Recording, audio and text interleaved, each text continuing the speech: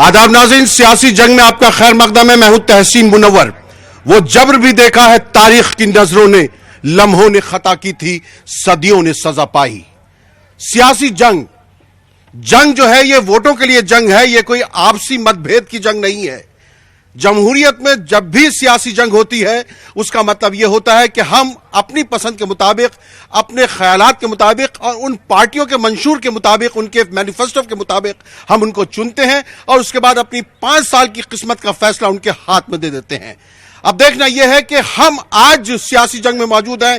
यह कस्बा, ये जो दिल्ली से बहुत करीब है, हरियाणा में नूह का इलाका है। ये नूह है जो मेवात पहले जिला होता था, उसको अब नूह जिला कहा जाता है।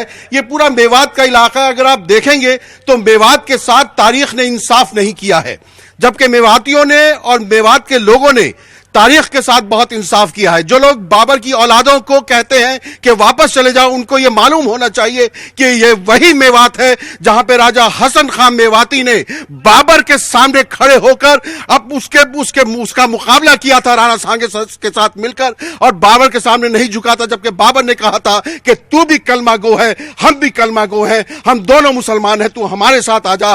लेकिन हसन खान मेवाती ने कहा था कि देखो, मैं बाहरी जो लोग हैं जो हमारे मुल्क पर हमला करते हैं, हमारी सरजमीन पर हमला करते हैं, मैं कभी उनका साथ नहीं दे सकता। मुझे ये अपने इस्लाम ने सिखाया है और मैं इस्लाम पर चल रहा हूं, मैं तुम्हारा साथ नहीं दे सकता। लेकिन उस हसन खान मेवाती को इंसाफ कभी नहीं मिला। तारीख में उनका नाम जो है उस तरीके से नहीं लिया जाता जिस तरह बहुत से राजा महाराजाओं का नाम लिया जाता है। और तारीख को यह सोचना पड़ेगा, आज यहां मेवात से यह पैगाम पूरे हिंदुस्तान में ही नहीं बल्कि उन तमाम मुल्कों में, 100 से ज्यादा मुल्कों में जहां पर यह हमारा चैनल देखा जाता है, यह जाना चाहिए कि मेवात को इंसाफ मिलना चाहिए। और आज सियासी जंग के हवाले से हम मेवात में मौजूद हैं, और मेवात सिर्फ मुसलमानों का नहीं है, मेवात हिंदुओं का भी है, मेवात बहुत सारी दूसरी कौमें जो यहां पर बसती हैं उन सब का है, क्योंकि मेवात हिंदुस्तान का है। आज हिंदुस्तान के लिए बात होगी, जमहूरियत के लिए बात होगी, उस लोकतंत्र के लिए बात होगी जिसके लिए हम सब जीते हैं, जिसके लिए हम सब मरते हैं। तो आइए प्रोग्राम का आगाज करते हैं। मेरे साथ हैं यहां पर फखरुद्दीन साहब, कांग्रेस से ताल्लुक रखते हैं। आप इस चुनाव के बारे में क्या कहना चाहते हैं? क्या सोचकर आप मैदान में आए हैं, आपके जो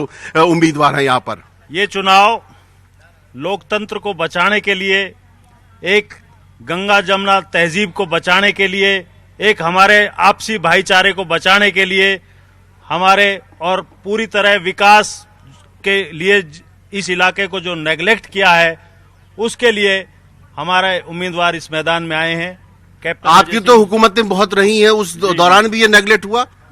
जी, ऐसी कोई बात नहीं है। यहाँ जितनी बिल्डिंगें आपको दिखाई दे रही हैं, चाहे हसन खां मेवात मेडिकल कॉलेज हो, चाहे ITI हो, चाहे 4 लाइन रोड हो, चाहे ये रेस्ट हाउस इरिगेशन हो, चाहे कैरा का माइनर हो, ये सब कांग्रेस की देन है। और इन सब चीजों को हमें आगे बढ़ाना है तो दोबारा एक बार कांग्रेस को जिताना है और देश में भाईचारे को बचाना है।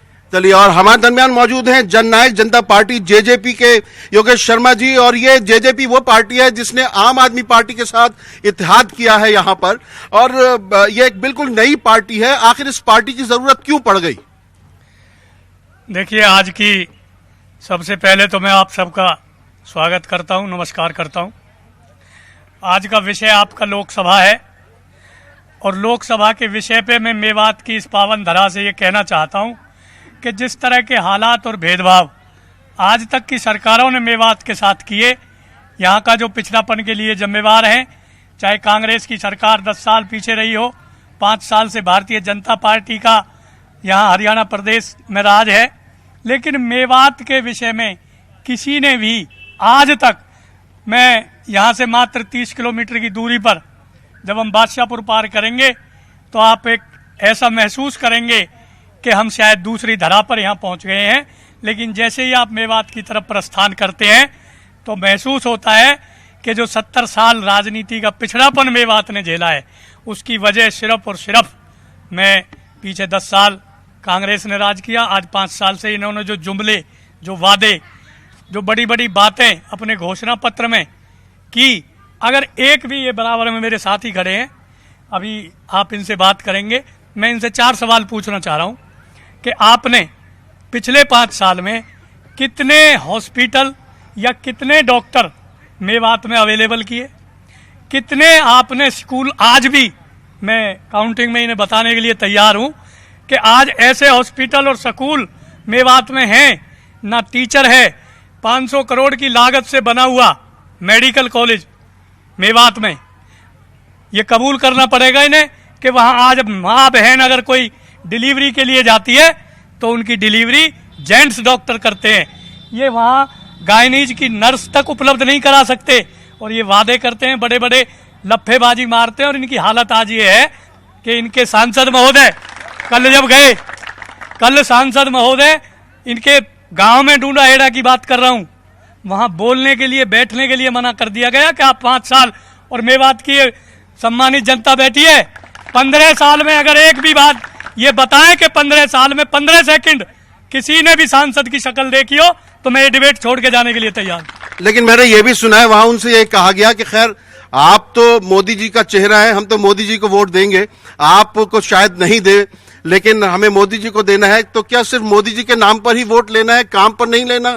सांसद जो हैं आपके, पहले तो मैं उर्दू न्यूज 18 का धन्यवाद करता हूं कि उन्होंने कम से कम मेवात को यहां चुना, इसके लिए आपका धन्यवाद। और जो यहां पर साथी आए हैं सबका स्वागत है।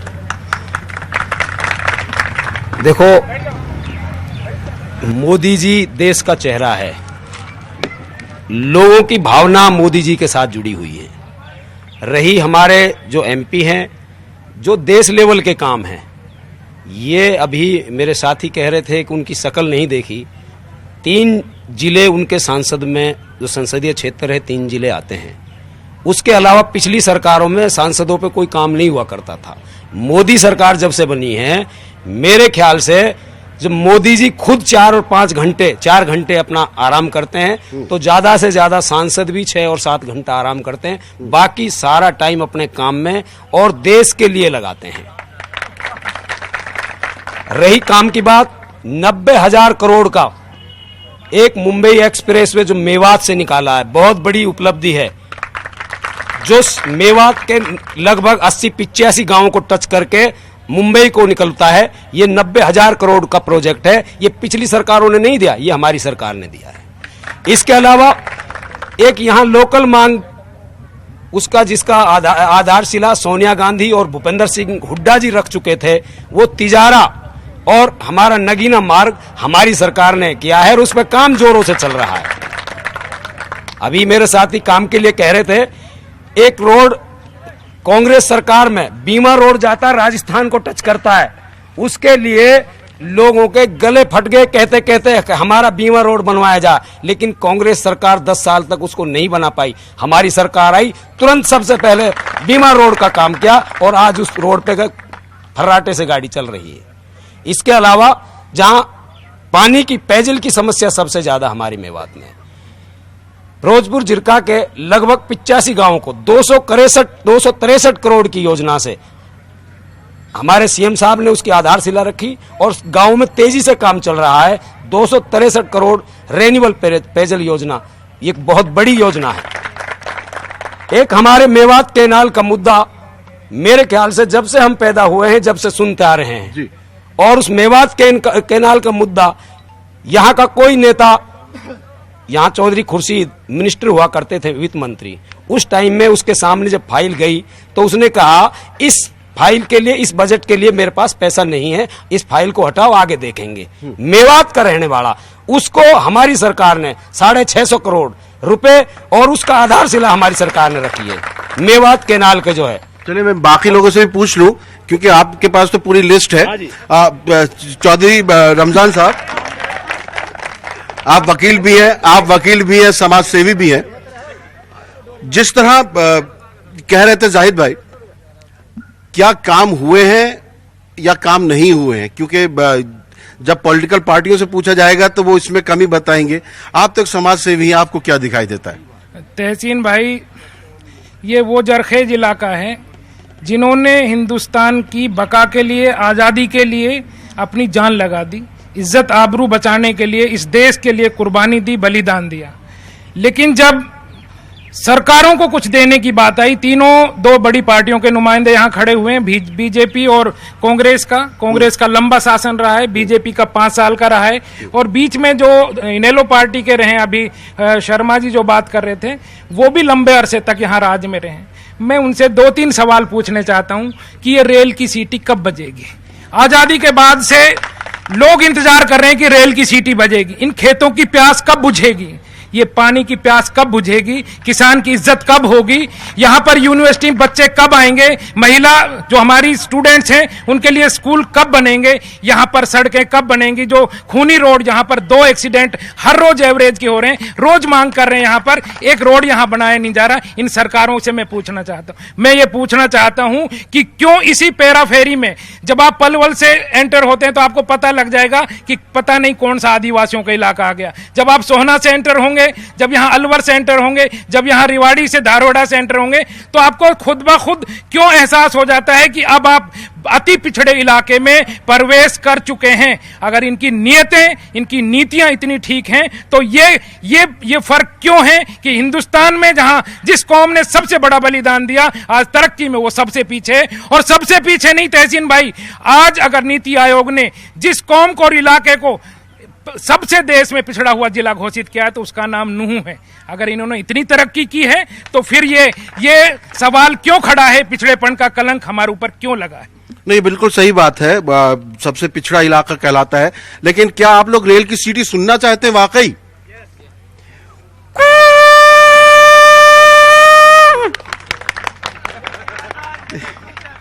कैसे आप ये जो है इस तरह की ये झूठी तसल्लियां कब तक रहेंगी? आप तो किसान लीडर हैं, आपको नहरों का पानी कम मिलेगा, क्योंकि मेवात के इलाके में ज्यादातर जो है लोग बारिशों पर ही निर्भर हैं, बारिशों पर ही जो है लोग ज्यादा मुनहसिर हो जाते हैं और नहर से सिंचाई बहुत कम कर पाते हैं।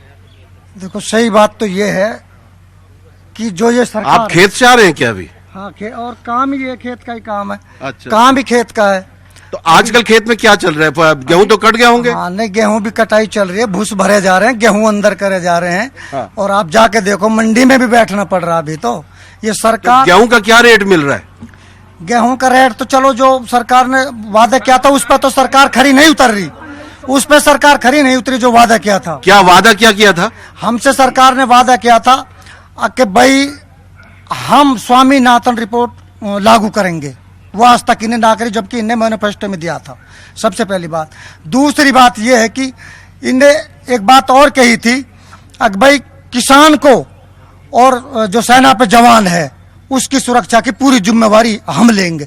इनने किसान आज तक 2014 से अब तक जितनी किसान ने आत्महत्या की है, कभी पहले इतनी आत्महत्या नहीं हुई। और जितना जवान 2014 से 19 तक मरा है, कभी शहीद हुआ है, आज तक पहले कभी इतना जवान शहीद नहीं हुआ था।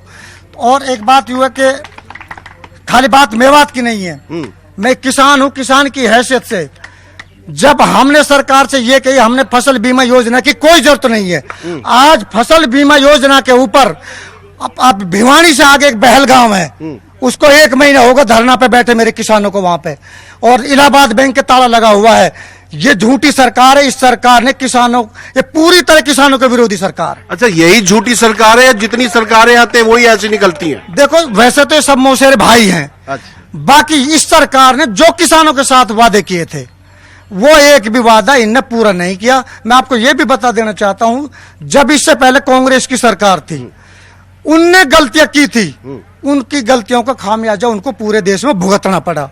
आज उन्हें यकीन हो गया कि हमने किसानों के साथ गलत किया है, तो इनकी 3 राज्यों में सरकारें बनी तो वहां किसानों का कुछ तो कर्जा माफ किया इन लोगों ने, उसका मैं तहे दिल से शुक्रिया अदा करता हूं कांग्रेस पार्टी का। उन लोगों ने 3 राज्यों में कर्जा माफ किया है। और किसानों की जितनी बेहाली, मेवात की तो बात छोड़िए, पूरे हरियाणा में पानीपत की शुगर मिल से हमसे वादे क्या तक चालू करूंगा। मैं 12 दिन वहां धरने पे बैठा था। ये इतनी बड़ी किसान विरोधी सरकार है, दिल्ली बॉर्डर पे आज भी मेरी आंखों में आंसू जाते हैं जहां वह गोलियां हमारे ऊपर चलाई थी सरकार ने। जाहिद साहब, आपने ये पूरी फहरिस्त तो तैयार की थी, वो आजाद साहब और ये रमजान साहब तो इससे बिल्कुल इत्तेफाक नहीं कर रहे। वो कह रहे हैं कि मतलब हमें तो सिर्फ धोखा ही धोखा मिला है, तो तेरे वादे पर कहां तक मेरा दिल फरेब खाए, कोई ऐसा कर बहाना मेरी आस टूट जाए। उस बारे में आप क्या कर सकते हैं? देखो, जो मैंने कहा है ये ग्राउंड पे काम नजर आ रहा है। जो मैंने बोला है इसके अलावा और भी काम हमने किए हैं। ये इत्तिफाक करें ना करें, लेकिन जनता इत्तिफाक इन कामों से करती है हमारे। अच्छा, जब मैं उनसे बात कर रहा था तो आप तीनों आपस में क्या बात कर रहे थे? क्या कोई मतलब कोई गठबंधन होने जा रहा था? ऐसा है, ये मेरे साथी हैं। नहीं, साथी वोट काटने के लिए है या वोट मिलाने के लिए? तो मैं इनको ये कह रहा था कम से कम सच्चाई से इन लोगों को अवगत कराओ। मैंने इनको ये कहा कम से कम सच बोलो। जो पिछली सरकारें यहाँ रही हैं, यहाँ लगभग 2-3 परिवारों का राज रहा है, जिन मेवात में खास तौर से, और वो कांग्रेस और इनेलो, और उसी में से आप जेजेपी बन गई है। इन्हीं 2-3 सरकारों में हमारे नेता यहाँ रहे हैं। मतलब चाहे इन्हें ले लो चाहे उन्हें ले लो। इसीलिए मैं यही बात उनसे कह रहा था कि आप लोग जो कह रहे हो, क्योंकि विकास के ना कराने के जिम्मेदार यहाँ 2 पार्टी लगाओ या 2-3 परिवार लगाओ। जो विकास नहीं हुआ सिर्फ उन लोगों की देन है। और आज भी लोग पता नहीं क्यों, क्योंकि आज तो समझदार लोग पढ़े लिखे हैं, मुझे समझ नहीं आ रहा, आज भी उन्हीं के चक्रों में लोग फंसे हुए हैं। पूरे हिंदुस्तान घूम के आए, वहां पे भी लोग ऐसे ही भक्त हैं। भक्त है ना। तो मैं ये चाहता हूं कि मैं इन लोगों से विनती भी करता हूं कि नौजवान साथी कम से कम अपना भविष्य चुने। ये पहली सरकार आई है जिसने निस्वार्थ हरियाणा में नौकरी दी है, बगैर स्वार्थ के।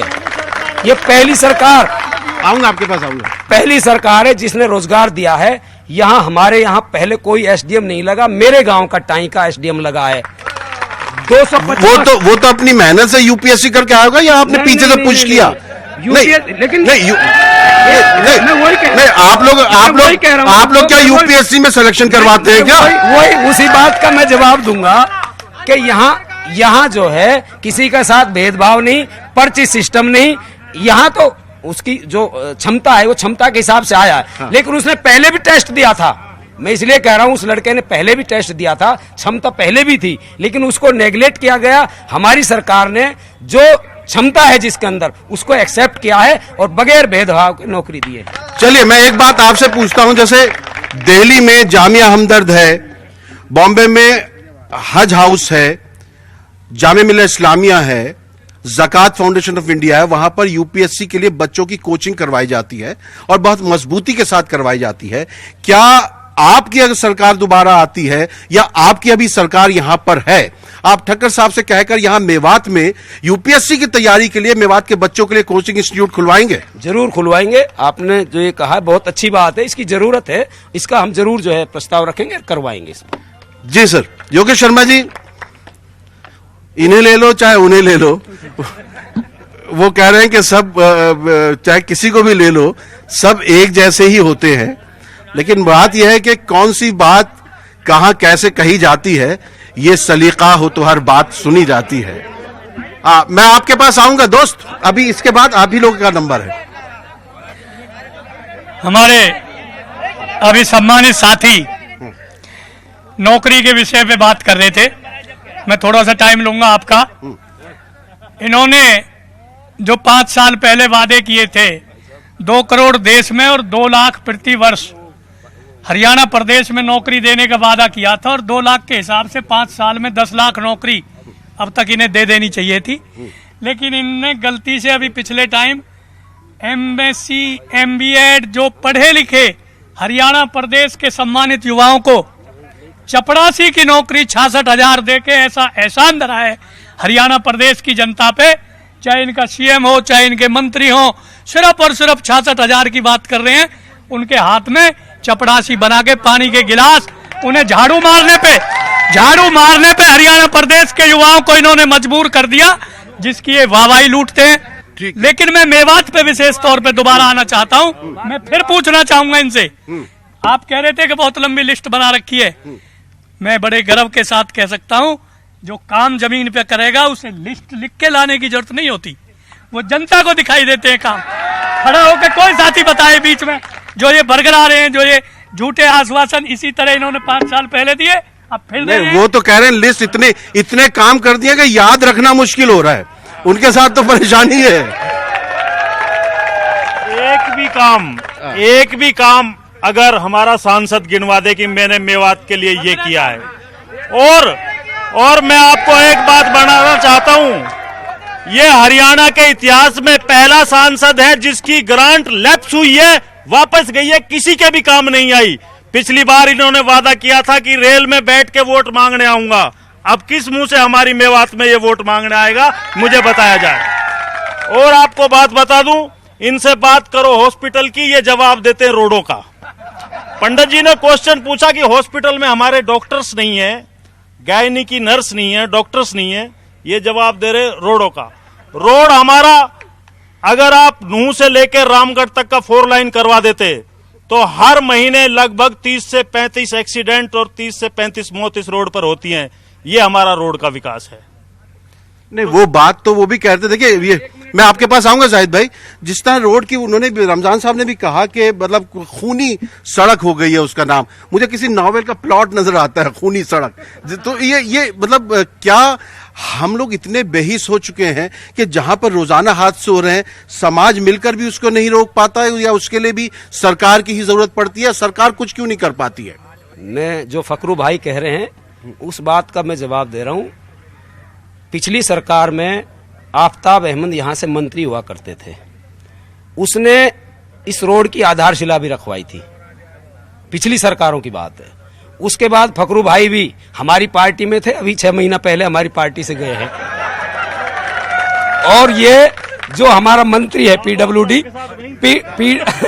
पीडब्ल्यूडी मिनिस्टर है, उसके बहुत खास माने जाते थे। तब तो ये अंदर की बहुत जानते होंगे, इनसे तो खोद के निकलवाना पड़ेगा।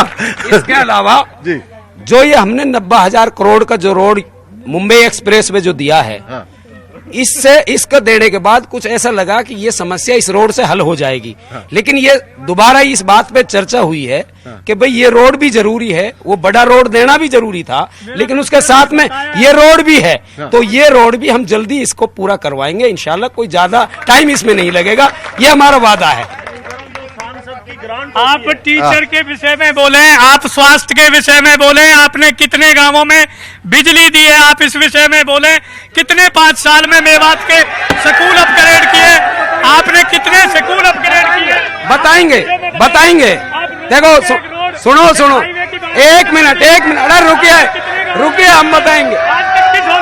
अरे बेटा इधर आओ, कितने हॉस्पिटल में, अरे तुम इधर आओ, जल्दी आओ।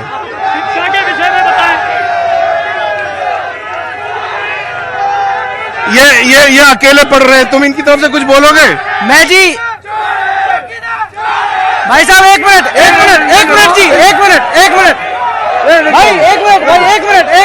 अभी रुक जाओ, अभी समय मिलेगा, रुक जाओ, सबको भी समय मिलेगा। हाँ, मैं इनसे जी एक छोटा सा सवाल पूछना चाहता हूँ। मैं इनसे सबसे उम्र में छोटा हूँ, जो ये कह रहे हैं कि हमने राजस्थान में और 3 राज्यों में कर्जा माफ किया। हाँ। उधर अखबार में जो उनकी सरकार बनी, कांग्रेस पार्टी राजस्थान में बनी, तो उसके बाद 1-1.5 महीने बाद अखबार में आ रहा है कि जिन लोगों ने कर्जा बैंक से नहीं लिया उनका भी कर्जा माफ किया गया, वो पैसा कहाँ गया? मैं कांग्रेस पार्टी से बात पूछना चाहता हूँ। दूसरा, इनका घोषणा पत्र जी, मैं इनसे इन्होंने घोषणा पत्र में ये कहा है कि अस्पा में बदलाव करेंगे, ठीक है जी, देशद्रोही का मुकदमा किसी पर दर्ज नहीं होगा। तो मैं इनसे ये पूछता हूँ, जो ये पार्टी अपनी जिताना चाहते हैं, अपने आप को प्रधानमंत्री बनाना चाहते हैं, वो देश की तरक्की के लिए बनाना चाहते हैं, देश का बेड़ा करके करने के लिए बनाना चाहते हैं। शाबाश। अब इनकी उम्र का कोई कांग्रेस का है यहाँ पर? इनकी उम्र का कोई कांग्रेस का है? आ जाओ इधर, मैं आ रहा हूँ। हाँ, बोलो। अब उस बच्चे की बात का जवाब मैं बात करता हूँ। मुख्यमंत्री जी ने आप अपना इंट्रोडक्शन भी कराओ। आप किसी एसोसिएशन के वो कुछ हो भी? आप किसी पार्टी के कोई सदस्य ने, समाज सेवी हूँ। अच्छा, ठीक है। भाजपा सरकार, जितने भाजपा सरकार ने वादे किए सारे झूठे वादे किए हैं।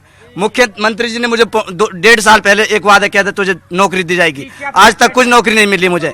अब क्या मुख्यमंत्री पे क्या विश्वास कर सकते हैं, जो हरियाणा का राजा है, अपंग, आज 100% में ग्रेजुएशन पास हूँ, क्या विश्वास कर सकते हैं?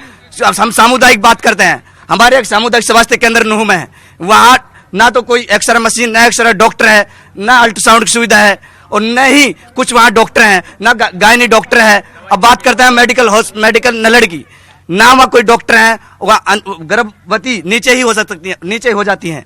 और बात करते हैं फिर वार्ड बॉयों की दिक्कत यह है, जो जितने वार्ड बॉय लगते हैं सब पैसे लेकर बीजेपी वाले अरे मुंह करन दो तुम रहने दो। आउटसोर्सिंग में जो बच्चे मेडिकल कॉलेज में लगते हैं, बीजेपी के ठेकेदार एक ठेकेदार है जो पैसा लेकर लगाता है। बिल्कुल सही बात है। जाहिद भाई,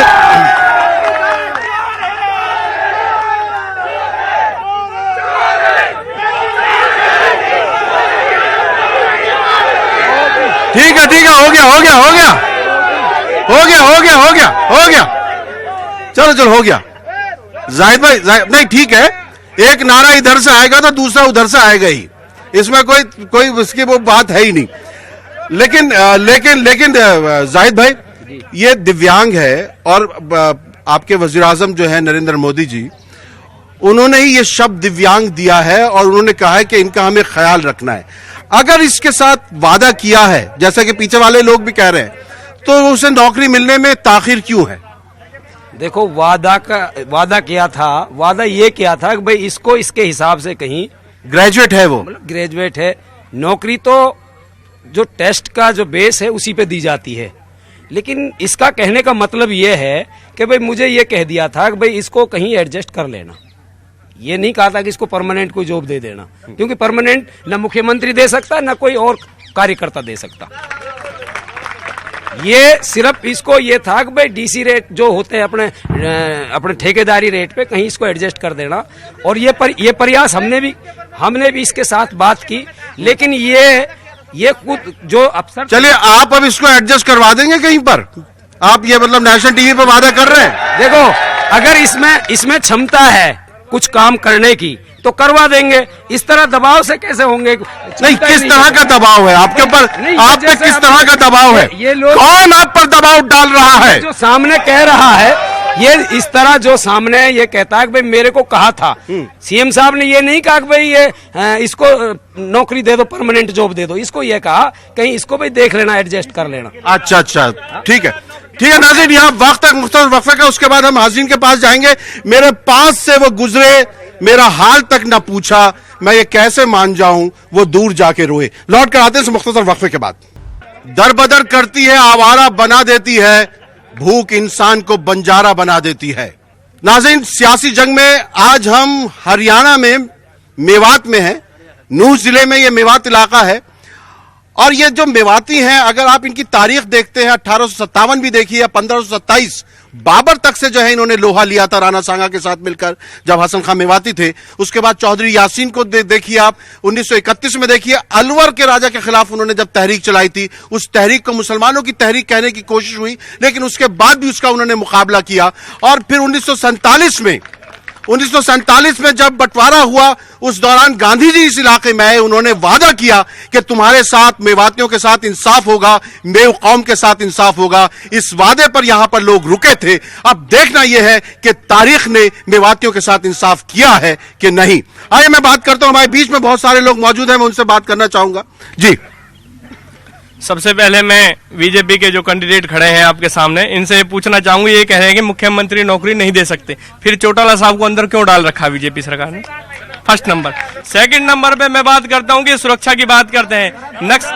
सुनो, आपका मौका मिलेगा जब आप बोलना, जब आपका मौका मिले जब आप बोलना, मैं सवाल आपके पास आऊंगा। जी, ऐसा है, सुरक्षा की बात करते हैं, सैनिकों की बात करते हैं। पाकिस्तान पे जब हमला किया, इंटरनेशनल मीडिया ने कहीं नहीं दिखाया, कोई एक आदमी भी नहीं मरा, तो इंडिया में 200-250 आदमी कहां दिखाने लग गए। ये इंद्रजीत जो है ये कहते हैं कि रेल पे बजट ही नहीं है, मेवात में सीटी इसलिए नहीं बची, तो कॉरिडोर में 1500 करोड़ रुपया कहां से लग रहे हैं जब रेल पे बजट ही नहीं है? तो वहां का तो बजट अलग हुआ है।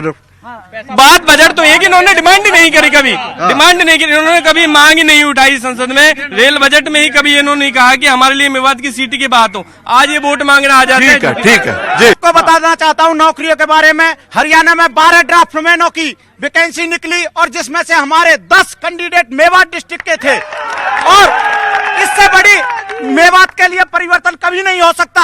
और मैं पंचायत राज के लिए आपको बताता हूं, जितना ग्रांट पहली बार इस सरकार में आया, किसी में नहीं आया। हमारे कांग्रेस के प्रवक्ता हैं जो फखरू जी, इनके गांव में 1 करोड़ रुपए आया और वादा खिलाफी करके आज दूसरी पार्टी में चले जाते हैं। और हमारे जेजेपी पार्टी के योगेश जी हैं, वे भी प्रेजेंट सरपंच हैं और उनके गांव में पैसा भी आया और लगाया नहीं, ये सरकार की कोई वो नहीं है। अच्छा और फखरू भाई, आप इनसे कह रहे थे यार थोड़ा सांस भी तो लेने की होती है, सांस लेनी है नहीं? सांस नहीं, हम आपको बताते हैं। सांस लेनी है कि नहीं? सांस लेनी है कि नहीं? अरे भाई शास्त्री जी एक देख दियो। अच्छा फखरू भाई दो बातें हैं। अरे सुन लो यार, अरे सुनो बट मेरी बात सुन लो, मैं भी तुम्हारे यहीं से गया हूँ यार, ऐसी बात मत करो। कहते ही एकदम तुम तो ऐसा कर रहे हो, तुम्हें पता नहीं कहां से आ गया यू आदमी। मैं तुम्हारे यहीं से तो हूँ, मैं भी थोड़ा बहुत मेवाती हूँ। अच्छा फखरू भाई जी, अब तुम इन्होंने से तो यूं कह रहे कि भाई शास्त्री जी ढंग से बोलियो, ठीक ठाक ही बोलियो, है? शास्त्री जी तो पलट गए एकदम से, शास्त्री जी तुम्हारी तरीके से पलट गए, जैसे 6 महीने पहले तुम बीजेपी में अब कांग्रेस में आ गए। देखिए, बिल्कुल हम सच्चे पक्के दिल से बीजेपी के साथ लगे थे। हाँ।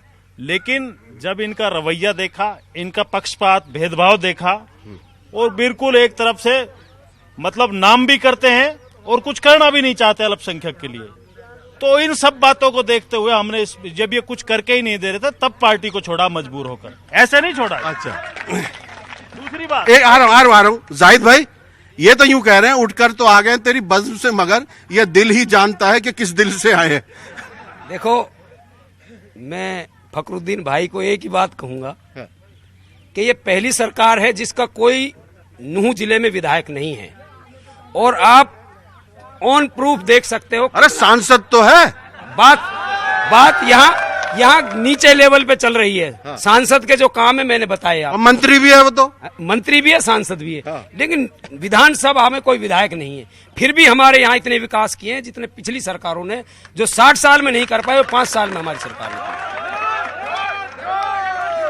चौधरी साहब ऐसा लग रहा है कि ये तो यूं कह रहे हैं डेवलपमेंट घना कर दिया हमने, और वो भी कह रहे हैं भाई वो कहाँ गए शास्त्री जी, हाँ ये तो बगैर सांस लिए डेवलपमेंट गिना रहे, और बाकी यूं बोल रहे हैं कि कुछ और ही बोल रहे हैं। बात क्या सही है यहाँ?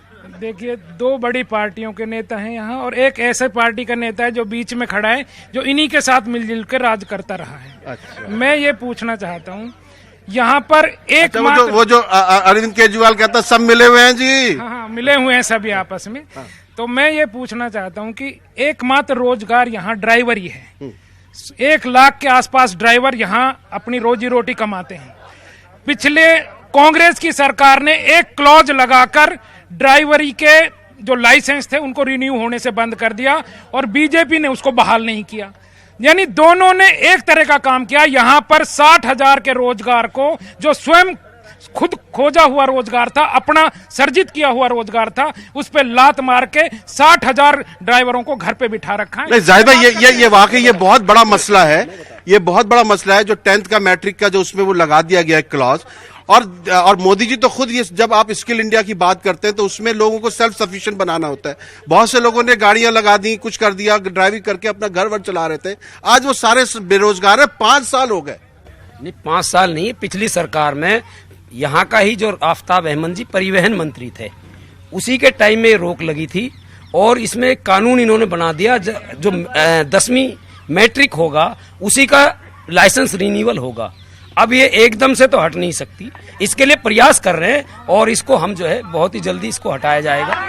कितनी जल्दी? नहीं मतलब ये तो देखिए, मैं खुद नेताओं के बीच में रहा हूं, हमने तो झटके से काम होते देखा है।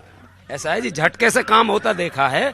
बहुत जल्दी अब ये चुनाव के बाद पहले प्राथमिकता के तौर पे इसका काम किया जाएगा। और हमारे यहाँ पर रिपोर्टर कासिम साहब, जरा 1 मिनट आइएगा, 1 मिनट कासिम।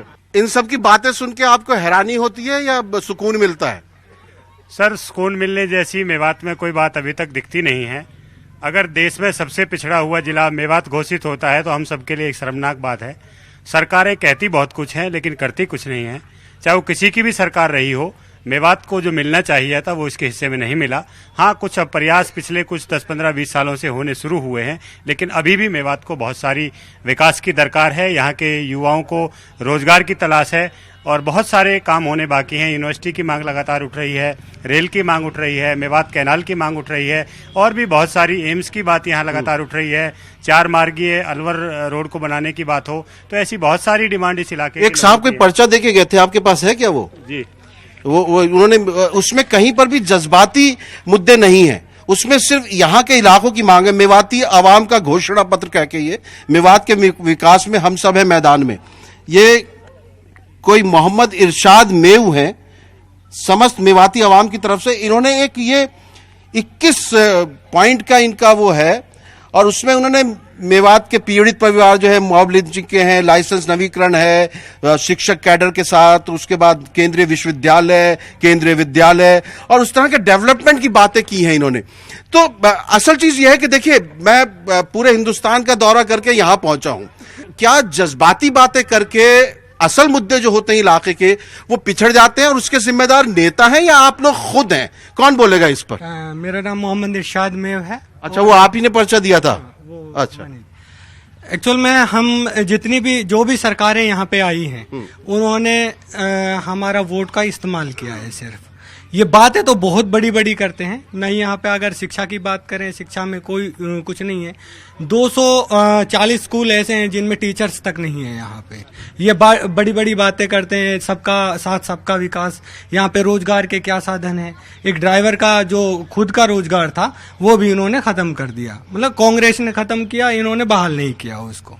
इसी तरीके से जैसे मॉब लिंचिंग हमारे यहाँ पे हुई, हमारे सांसद साहब को हम कैसे वोट दें और क्यों वोट दें उसको? उसका जो रवैया था, उसमें जहां डिंगरेडी का मामला हो, उसमें जो रवैया था उसका, हम क्यों वोट दें उसको? जो सांसद अपने बजट का 25 करोड़ अपनी जनता के लिए खर्च नहीं कर सकता, वो सांसद क्या विकास करेगा हमारा? और क्यों वोट दें हम उस सांसद को? हम ऐसा सांसद चुनना चाहते हैं जो हमारे मुद्दों पे बात करें। हमें नहीं पता मोदी क्या है क्या नहीं है, वो होंगे जो हैं।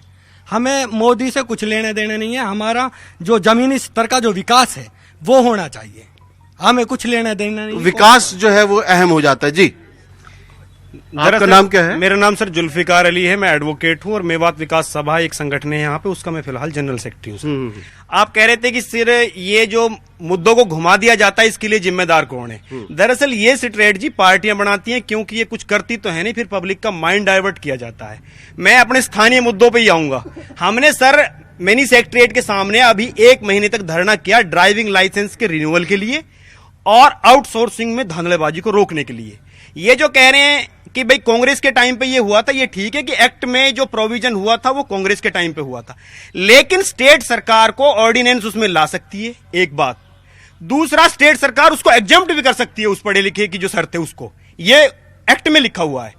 तीसरी बात, यहां पे क्या है सर, जिन लाइसेंस में कोई भी रुकावट नहीं है, जिनकी पढ़ाई लिखाई भी पूरी है, 5000 लाइसेंस हमारे पास ऐसे आए जिनकी रिसिप्ट कटी हुई है बाकायदा, जिनको कोई ऑब्जेक्शन नहीं है, उनको भी बीजेपी सरकार ने रिन्यू नहीं किया। सरकार की बदनीयती झलकती है जनाब उसमें।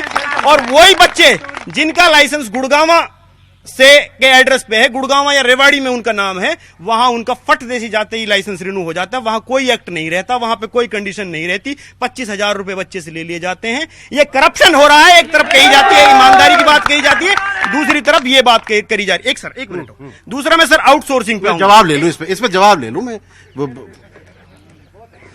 जाहिद भाई, वो कह रहे हैं कि जो 5,000 बिल्कुल सही है, वो लाइसेंस तो बन जाने चाहिए, उसमें तो कोई कमी नहीं होनी चाहिए। उसमें देखिए, ऐसा भी हुआ कि लोग, मैं जानता हूं इस इलाके में लोग पढ़े लिखे नहीं हैं, बहुत से लोगों ने उनसे पैसे लेके कि हम लाइसेंस बनवा देते हैं, डुप्लीकेट लाइसेंस भी बना के दे दिया होगा, फेक भी बना के दे दिया होगा। तो इनकी मासूमियत का जो है नुकसान इनको पहुंच रहा है, ये गुनहगार नहीं है। नहीं, जुल्फकार भाई ने एक बात जो कही है, मैं उसका जवाब देता हूं। यहां जो बाधा है वो तो सबके सामने है। जो 5,000 लाइसेंसों की जो बात करते हैं, हमें वो लिस्ट दे जिनकी फॉर्मेलिटी पूरी है, हम उनको रिन्यूअल कराएंगे, हम उनको रिन्यू कराएंगे। वो 5,000 जो है वो लिस्ट हमें दें, उनकी जब हर शर्त पूरी है हम उनको रिन्यूअल अभी कराएंगे। जुल्फिकार भाई आप लिस्ट देंगे? आजिए आजिए आजिए आजिए, लिस्ट दीजिए। आजिए। सर इस मामले में हमारे पास पूरी लिस्ट है और हमें नहीं, हमारे पास पूरी लिस्ट है इस बार। 5,000 नहीं, जो 5,000 आप बोल रहे हैं, जो 5,000 आप बोल रहे हैं, जो 5,000 आप बोल रहे हैं, एक मिनट सुनो।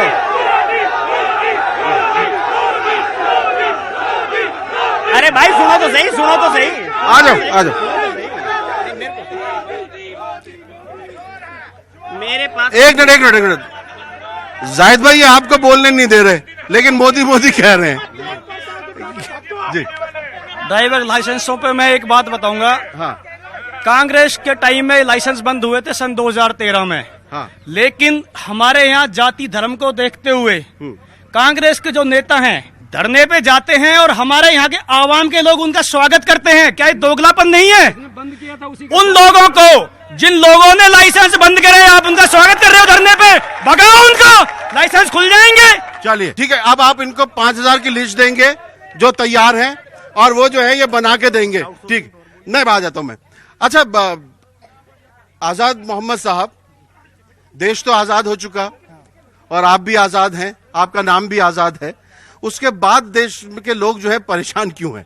सही बात ये भी है कि देश आजाद बिल्कुल हुआ, बाकी आज जो ये 5 साल गुजरे हैं इनमें आजादी और कम हो। अभी ये 5 साल में आजादी कम हुई है कि मेवात का इंसान ना मर्जी से चल सकता, ना मर्जी से पहन सकता, ना मर्जी से खा सकता। एक बात और मैं एक बात आपको और बता देना चाहता हूँ, और मैं सारी जनता नहीं, वो कह रहे हैं, एक बड़ी अच्छी बात कह रहे हैं, वो कह रहे हैं अभी तक जेल भी तैयार नहीं हुई है। वो जेल जाने को तैयार बैठे हैं। वो जेल जाने को तैयार बैठे ने जेल भी तैयार ना करी अब तक।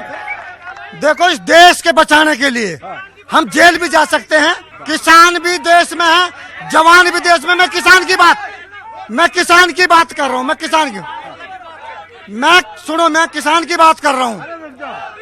जिस आदमी के, जिस इंसान के आस औलाद नहीं है, उसको क्या पता कि परिवार कैसे चलता है। ठीक बात है। बात करी थी नरेंद्र मोदी जी ने कि हर खाते में 15-15 लाख रुपए आएंगे, ये मना कर रहे हैं। चलो कोई बात नहीं, लेकिन तब तक तो आप उनके साथ ही थे ना। सुनो, अब 2-2 हजार रुपए, सुन लो, अरे बात सुन ले, अरे बात सुन, क्या नहीं गई? अब 2-2 हजार रुपए डाले। अच्छा सुनो, क्या कही? जो ये कह रहे हैं ना चौकीदार चोर है, मैं कहता हूँ चौकीदार प्योर है। हाँ। चौकीदार प्योर है, उनका बनना, प्रधानमंत्री बनना श्योर है। ये तो राजनाथ सिंह जी बोलते हैं। राजनाथ सिंह जी बोल रहे हैं, वही बता रहे हैं, इनको पता नहीं है ना वो चीजें। अच्छा। दूसरी बात, राहुल जी, जो ये चोर वाली बात है, 3 हलफनामे दे चुके हैं सुप्रीम कोर्ट के अंदर में, माफीनामे के। राहुल गांधी जी 3 हलफनामे दे चुके हैं सुप्रीम कोर्ट के अंदर में, और उनको नोटिस दिया गया है कि वो अपनी बात को, अब वो मुकर रहे हैं वहां से। और रही विकास की बात, अब उधर का अब बैठो, आ रहा हूँ, अब आ रहा हूँ ना। जब माइक आया तब तो तुम पता नहीं क्या बोलते रहे, यही विकास भाई बोलना। बीजेपी के कार्यकाल में इतना गबन हुआ है, मेरे पास सबकी सर्टिफाइड कॉपी है, देखना चाहें तो जो भी, और पूरा देखें। नूह नगर पालिका की चेयरपर्सन के खिलाफ 8 इंक्वायरी हुई है, उन सारियों में वो गिल्टी है। उसके बावजूद नगर पालिका का कोई भी अधिकारी सस्पेंड नहीं हुआ आज तक। मैं सीएम साहब से मिला, सीएम साहब ने मुझसे ये कहा, जब तक चेयरमैन सीट पे बैठा रहेगा ये ऐसे ही खाता रहेगा। अच्छा, एक बात समझ में ना आ रही है, महिलाएं ना आवे क्या? है कोई नारी कोई है ही ना यहाँ पे? है सर, मैं जनता से जुड़े हुए 2 मुद्दे पूछना चाह रहा हूँ। हाँ। तीनों हमारे पैनलिस्ट हैं। हाँ। हमारा इलाका दिल्ली से लगभग 80 किलोमीटर दूर है। यहाँ पर एजुकेशन के लिहाज से पिछड़ा हुआ इलाका है। यहाँ पर जितने भी टीचर लगाए जाते हैं वो ट्रांसफर करा करके एक सरकार लगा देती है, दूसरे ट्रांसफर कर देते हैं, और इलाके के स्कूल जो है खाली रह जाते हैं। तो मेरी ये मांग है कि यहाँ की जो लड़कियां हैं उनको कुछ ऐसी रिजर्वेशन दी जाए जिससे कि यहाँ की लड़कियां यहीं स्कूल में लग जाएं और शिक्षा का स्तर ऊंचा बढ़े। दूसरा मेरा ये मुद्दा है कि जो हमारे कर्मचारी हैं जिनको पुरानी पेंशन है उनकी बहाली की जाए। मेरे ये दो मुद्दे हैं, तीनों पैनलिस्ट हैं, इनसे मेरी मांग है कि ये अपने नहीं, ये जो पेंशन वाली स्कीम है इसकी मांग हम देश में जहां भी गए वहां लोगों ने की है। जाहिर साहब मैं आपके पास आऊंगा, मैं आता हूँ। महिला कहाँ है? मैं महिला कहाँ आई तुम्हें तो मैंने यार बुला के हीरो बना दिया। अब तो हीरो बन गए, अब तुम अब क्या है? रुक जा। हाँ जी, आपको कुछ बोलना है? आइए इधर आ जी। हाँ, क्या बोलना है? 1 साल की तनख्वाह दीजिए हमारी। हाँ। सूरजपाल लड़का है ना, मतलब बीजेपी सरकार का। हाँ। तो 1 साल की तनख्वाह नहीं दे रहा हमें। 12 रुपया लगा हुआ, मैं अपनी लड़की का भी आता है। 1 साल की तनख्वाह नहीं दे रहा सर हमारी। 1 साल से तनख्वाह नहीं दे रहा। जाहिद भाई दिलवा सकते हैं आप ये इनकी तनख्वाह? किसके पास? देखो अभी ये आपको इन्होंने बताया है, अब हमें पता नहीं। अगर बात का पता करेंगे, इनका सही मामला है, उसको दिलवाएंगे, निपटाएंगे। बहुत परेशान है। आप कार्यक्रम के बाद इनसे मिल लेना। आप सबसे कह दी सर, मैंने सीएम से मैंने खबर भेजी सर, मेरी कोई असर नहीं हुआ ना। प्रोग्राम पे जाने के बाद हो जाएगा। हाँ, प्रोग्राम के बाद जाने के बाद हो जाएगा। ओके। ये जी मैं कांग्रेस वालों से पूछना चाहता हूं और इनेलो वाले से पूछना चाहता हूं। फखरू भाई, अरे सुन लो। योगेश जी किस्मत खुल गई। ये सवाल आपसे पूछ रहे हैं, अब तक बीजेपी से सवाल हो रहे थे। रुक जाओ। मैं कांग्रेस वालों से पूछना चाहता हूं कि इन्होंने केएमपी एक्सप्रेस वे बनाया जो अधूरा लटक गया। नया काम करना आसान होता है, लेकिन हमारे माननीय खट्टर जी ने पुराने काम को स्टार्ट करना नया काम करा है। जिसके केएमपी जो हम चंडीगढ़ जाते हैं, हफ्ते में मेरे 2 चक्कर लगते हैं, जिसके मेरे का 4 घंटे का सफर मेरा बचा है। तो इन्होंने पूछा, इन्होंने 4 वो जो घोटाला हुआ था उसको को सड़क को पूरा नहीं करा अपने कार्य। चलो आज महिला के पास ही चलते हैं। हाँ।